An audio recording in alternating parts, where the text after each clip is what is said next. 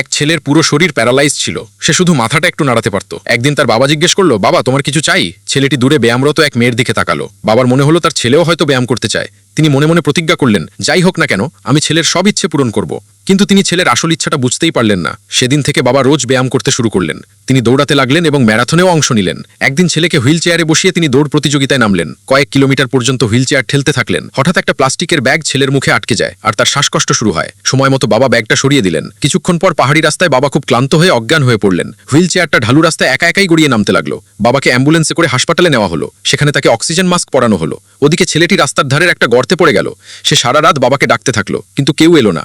পরদিন সন্ধ্যায় লোকজন তাকে দেখে হাসপাতালে পৌঁছে দিল। বন্ধুরা টিভিতে খবরটা দেখেই সাথে সাথে হাসপাতালে ছুটে এলো। তাদের মনে হলো ওর হাতে আর বেশি সময় নেই। তারা ভাবলো চলো ওকে শেষবারের মতো সমুদ্র দেখিয়ে আনি। সেই রাতেই তারা ওকে হুইল চেয়ারে বসিয়ে হাসপাতাল থেকে বের করে আনলো। রাস্তায় পুলিশ আটকালেও তারা হাত নেড়ে এগিয়ে গেল। একটু দূরে পুলিশ দ্বিতীয়বার আটকে বলল, এক গাড়িতে এত লোকজন যেতে পারবে না। তখন বন্ধুরা হুইল চেয়ারটা গাড়ির পেছনে বেঁধে আবার রওনা হলো। পুলিশ আবারও তাদের আটকালো।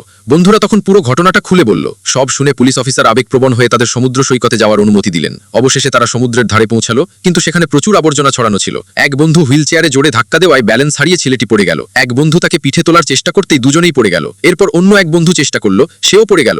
শেষমেশ দুই বন্ধু মিলে তাকে টেনে হিচড়ে বালু পর্যন্ত নিয়ে গেল। ছেলেটি প্রচন্ড ব্যথায় থাকলেও মুখে কিছু বলল না। বন্ধুরা তাকে নিয়ে সমুদ্রে নামলো। হঠাৎ সবাই পড়ে গেল। উঠে দেখলো ছেলেটি পানির নিচে চলে গেছে। তবে সময় মতো তাকে বাঁচানো সম্ভব হলো। এরপর তারা তাকে আবার হাসপাতালে ফিরিয়ে আনলো। বন্ধুরা জিজ্ঞেস করলো, তোর শেষ ইচ্ছে কি? ছেলেটি বলল, আমি একটা গলটারেন্ট চাই, ব্যাস আর কি।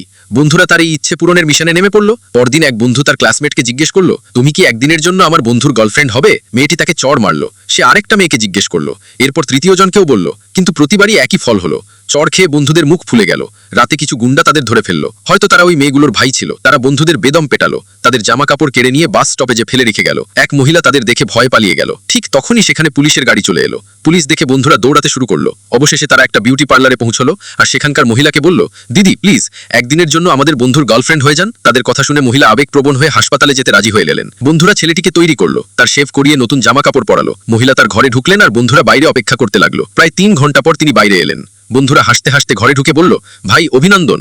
3 দিন পর ছেলেটি মারা গেল। তার সব বন্ধু শেষকৃত্যে অংশ নিল। সেখানে তার বাবা একটা কার্ড দিলেন।